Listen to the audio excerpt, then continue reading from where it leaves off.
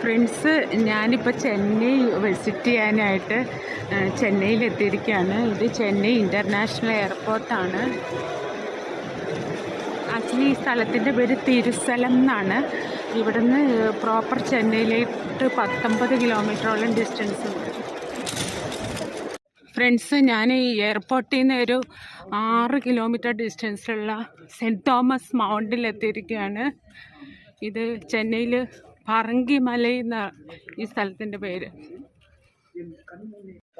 യേശുക്രിസ്തുവിൻ്റെ പ്രധാന 12 ശിഷ്യന്മാരിൽ, അതായത് 12 അപ്പോസ്തലന്മാരിൽ ഒരാളായിരുന്നു സെൻറ്റ് തോമസ്.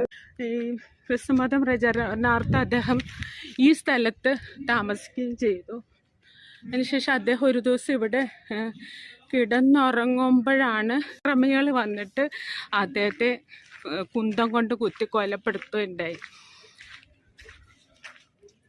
അപ്പം അതാണ് ഈ സെൻറ്റ് തോമസ് മൗണ്ടിൻ്റെ പ്രത്യേകത. പിന്നീട് 16-ാം നൂറ്റാണ്ടിൽ പോർച്ചുഗീസുകാരിവിടെ വന്നപ്പോൾ അവരൊരു കുരിശ് ഇവിടെ കണ്ടു എന്നാണ് പറയുന്നത്.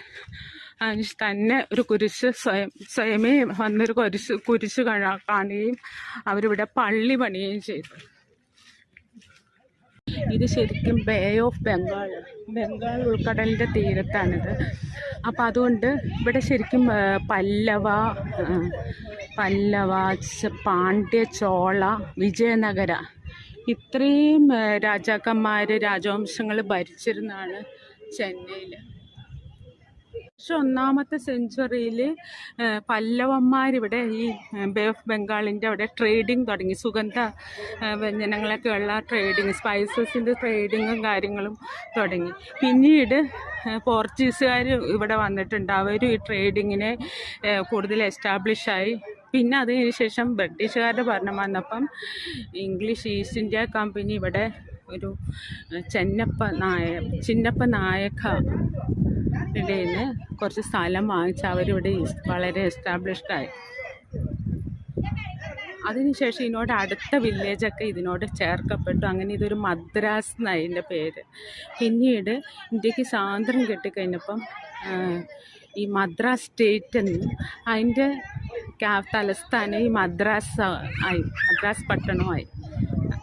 പിന്നീട് ഇതിൻ്റെ പേര് ഈ ചിന്നപ്പ നായകയുടെ പേര് വെച്ചിട്ട് പിന്നീട് ചെന്നൈ എന്നാക്കുകയായിരുന്നു. ചെന്നൈ എന്നായി മാറുകയും ചെയ്യും.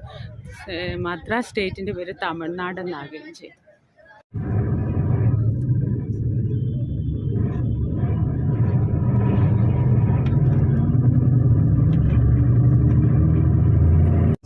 ഇതാണ് മദ്രാസ് ഹൈക്കോർട്ട്.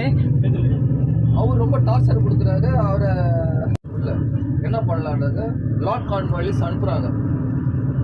ഇതാണ് ചെന്നൈയിലെ ഫോർട്ട് മ്യൂസിയം. ഇത് ഫോർട്ട് മ്യൂസിയം കേട്ടോ. അതിൻ്റെ സൈഡിൽ തന്നെ ഇവിടുത്തെ ചെന്നൈയിലെ സെക്രട്ടേറിയറ്റ് ഉണ്ട്. ഈ സൈഡിലാണ് ഫോർട്ട് മ്യൂസിയം.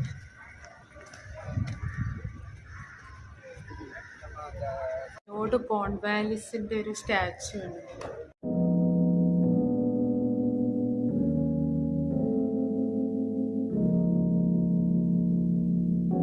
ഫ്രണ്ട്സ്, ചെന്നൈ സിറ്റിയിൽ ഇവർ വെള്ളമില്ലാത്ത സ്ഥലത്ത് ധാരാളം മരങ്ങൾ വെച്ച് പിടിപ്പിച്ചിട്ടുണ്ട് കേട്ടോ.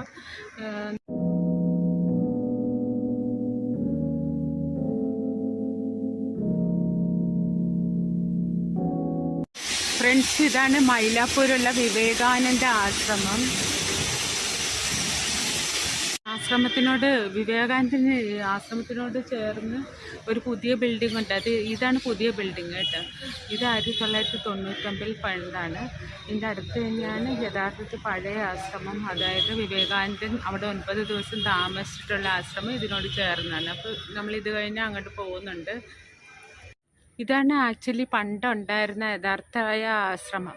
വിവേകാനന്ദൻ 9 ദിവസം താമസിച്ചു എന്ന് പറഞ്ഞു. പിന്നെ ഇത് കുറച്ചുകൂടി അപ്ഗ്രേഡൊക്കെ ചെയ്തിട്ടുണ്ട്.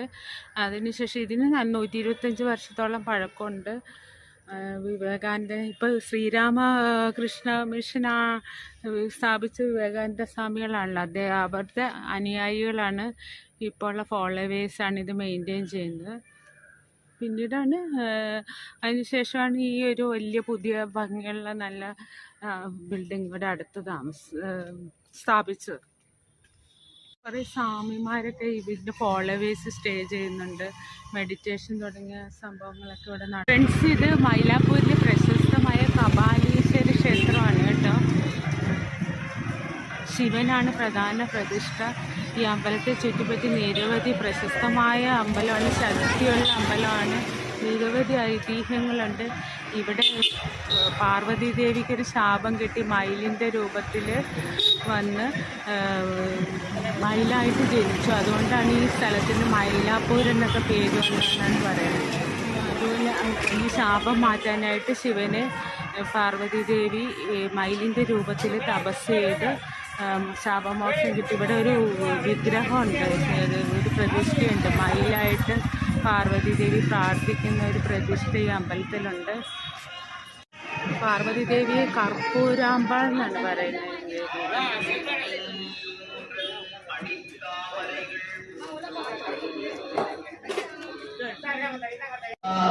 വളരെ പ്രശസ്തമായ അമ്പലമാണ്, ശക്തിയുള്ള ദൈവമാണ്.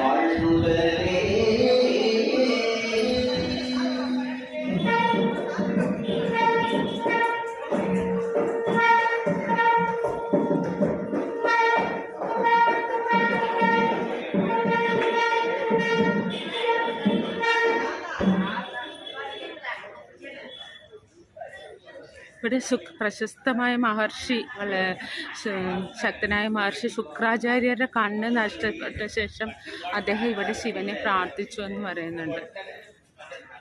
അതുപോലെ തന്നെ സപ്തർഷികൾ ഇവിടെ ശിവനെ തപസ് ചെയ്തതായിട്ട് ഐതിഹ്യമുണ്ട്. അങ്ങനെ നിരവധി ഐതിഹ്യങ്ങൾ ഇവിടെ ഉള്ളൊരു അമ്പലമാണ്. അതുപോലെ തന്നെ ബ്രഹ്മാവ് അതിനൊരു ശാപം ശിവനിൽ നിന്ന് കിട്ടിയപ്പോൾ ശിവനെ പ്രീതിപ്പെടുത്താൻ വേണ്ടിയിട്ട് ബ്രഹ്മാവ് ഇവിടെ ശിവലിംഗം പ്രതിഷ്ഠിച്ചു എന്നും പറയുന്നുണ്ട്. ഒരു ഗോശാലയുണ്ട്. അപ്പോൾ ആ ഗോശാലയിൽ നിന്നാണ് ഈ അമ്പലത്തിലേക്കുള്ള ആവശ്യമുള്ള പാലുകൾ ഈ ഗോശാലയിൽ നിന്നാണ് കിട്ടുന്നതെന്നാണ് പറയുന്നത്.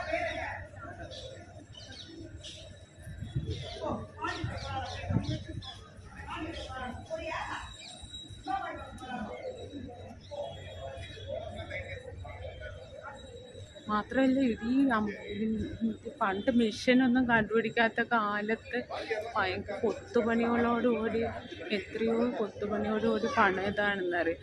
അപ്പം ഈ ആർക്കിയോളജി റിസർച്ച് ചെയ്യുന്ന സ്റ്റുഡൻസ് വരെ ഈ തമിഴ്നാട്ടിൽ ധാരാളം അമ്പലം അവിടെ വരാറുണ്ട്. ഇതുമായിട്ട് ബന്ധപ്പെട്ട് അത്രയും ഹൈറ്റിലൊക്കെ ഇത്രയും പണിയാന്ന് പറഞ്ഞാൽ അത്ര ഒരു അത്ഭുതമാണ്. പലതും ഒറ്റക്കല്ലിലൊക്കെയാണ് ഉണ്ടാക്കിയത്. ശരി, ഈ അമ്പലക്കുളം കാണാൻ ഭയങ്കര ഭംഗിയായിട്ട്. അതുപോലെ നടുക്കൊരു ഫൗണ്ടൻ പോലെയും കൂടി ഒരു വെച്ചിട്ടുണ്ട്. ഒരു ഗോപുരം ഉണ്ടാക്കിയിട്ട് ഈ കുളത്തിന് നടുക്കൊരു ഗോപുരം ഉണ്ടാക്കിയിട്ട് ഒരു ഫൗണ്ടൻ പോലെയും കൂടി ഉണ്ട്. ഭയങ്കര ഭംഗിയാണ്. ഇവിടുന്ന് ഒരു സൈറ്റ് സീയിങ് എന്ന് കാണാനും ഭക്തിയിൽ ഇവിടെ നിൽക്കാനും എല്ലാം കൊണ്ടും ഒരു പൂർണ്ണമായ അമ്പലമാണ്, ശിവക്ഷേത്രമാണ്. ഇവിടെ ഭയങ്കര എനർജി അമ്പലത്തിൽ നിന്നാണ് പറയുന്നത് കേട്ടോ. ഈ ഹൈന്ദവ വിശ്വാസം അനുസരിച്ച് പരമമായ ദൈവങ്ങളായ ത്രിമൂർത്തികളിൽ ബ്രഹ്മ വിഷ്ണു മഹേശ്വരന്മാരിൽ ഏറ്റവും പവർ ശിവനാണെന്നാണ് പറയുന്നത്. ഇവർ ഒരേപോലെ തന്നെ ഈ ബ്രഹ്മാവ് സൃഷ്ടിയും വിഷ്ണു മെയിൻറ്റെയിൻ ചെയ്യുന്ന ശിവനാണ് അതിൻ്റെ ഡിസ്ട്രക്ഷൻ, നാശത്തിൻ്റെ അധിപനായ ശിവന്റെ പവർ എന്നാണ് പറയുന്നത്. അപ്പോൾ ഈ ബ്രഹ്മാവ് വിഷ്ണു ശിവനെ ഒബേ ചെയ്തിട്ട് അനുസരിച്ചാണ് നിൽക്കുന്നതായിട്ടാണ് നമുക്ക് ഈ പുരാണങ്ങളിൽ നിന്നും ഐതിഹ്യങ്ങളിൽ നിന്നും അറിയാൻ സാധിക്കുന്നത്. ഇത് മെറീന ബീച്ചാണ് കേട്ടോ.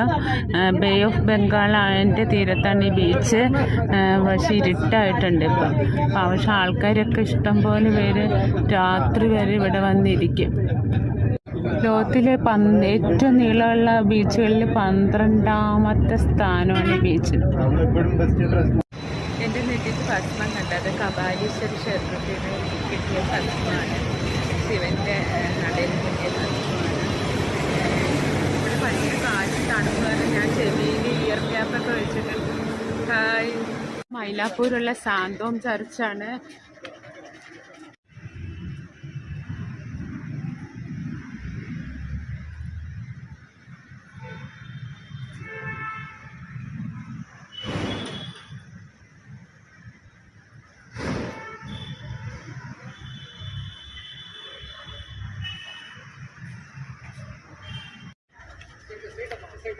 നമ്മൾ സെൻറ് തോമസ് മൗണ്ടിൽ വെച്ചിട്ട് മരണപ്പെട്ട വിശുദ്ധ പുണ്യാളൻ തോമാസ് ലീഹ അപ്പോസ്തലൻ സെൻറ് തോമസ്, അദ്ദേഹത്തിനെ അടക്കം ചെയ്തിരിക്കുന്ന ഇവിടെയാണ്.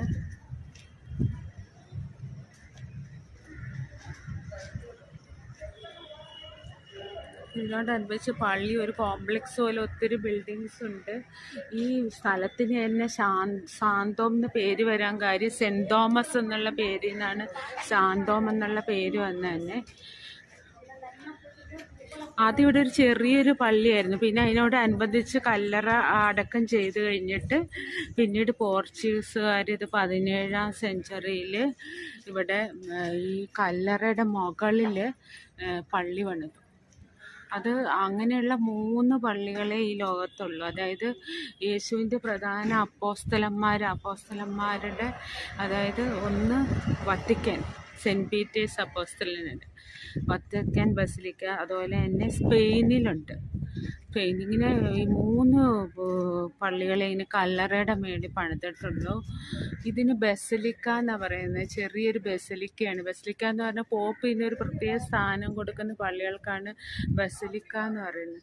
ഇതിപ്പോൾ അണ്ടർഗ്രൗണ്ടിലോട്ട് പോകുന്നതാണ്, ഈ കല്ലറ കാണാനായിട്ട് നമ്മൾ പോകുന്നതാണ്.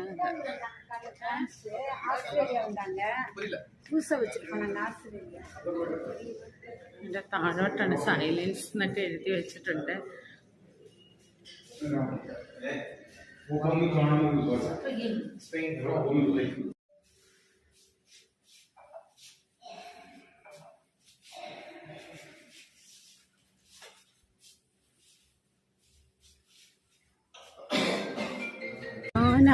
തമിഴത്തെ ഇതിഹാസങ്ങൾ എന്ന് പറയുന്ന 4 മുഖ്യമന്ത്രിമാരുടെ സമാധി സ്ഥലമാണ് ഈ സ്ഥലം. ശരിക്കും മെറീന ബീച്ചിൻ്റെ ഓപ്പോസിറ്റ് സൈഡായിട്ട് വരും. അണ്ണാദുരൈ, അതുപോലെ എം ജി രാമചന്ദ്രൻ, അമ്മ എന്ന് വിളിക്കുന്ന ജയലളിത, അതുപോലെ തന്നെ കരുണാനിധി, കലൈഞ്ജർ കരുണാനിധി, ഈ 4 മുഖ്യമന്ത്രിമാരുടെ സമാധി സ്ഥലമാണ്. ഇവിടെ തന്നെ MGRൻ്റെ ഒരു സ്റ്റാച്ചു ഉണ്ട് കേട്ടോ. അതിന് ശേഷം MGRനൊപ്പം ജയലളിത അമ്മയുടെ സ്റ്റാച്ചു ഉണ്ട്. വളരെ അലങ്കരിച്ചുണ്ടാക്കിയിരിക്കുന്ന ഇവരുടെ സമാധി. ഈ 4 മുഖ്യമന്ത്രിമാരും അന്ത്യവിശ്രമം കൊള്ളുകയാണ് ഇവിടെ.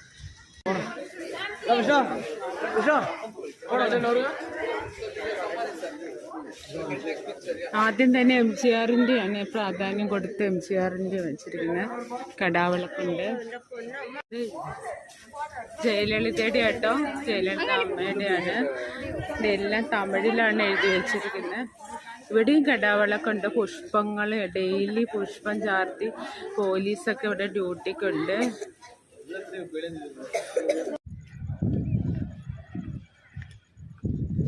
ഇവിടെയാണ് അണ്ണാദുരൈയുടെ കല്ലറ. ഇവിടെ ഇത് കലൈഞ്ജറുടെ കേട്ടോ. നല്ല രസമുണ്ട്. പുറകിലൊരു എന്താ പറയുക, ഒരു അദ്ദേഹത്തിൻ്റെ ചിത്രമൊക്കെ കാണാം. സ്റ്റാച്ചു ഉണ്ട്, പുറകിൽ ചിത്രമുണ്ട്.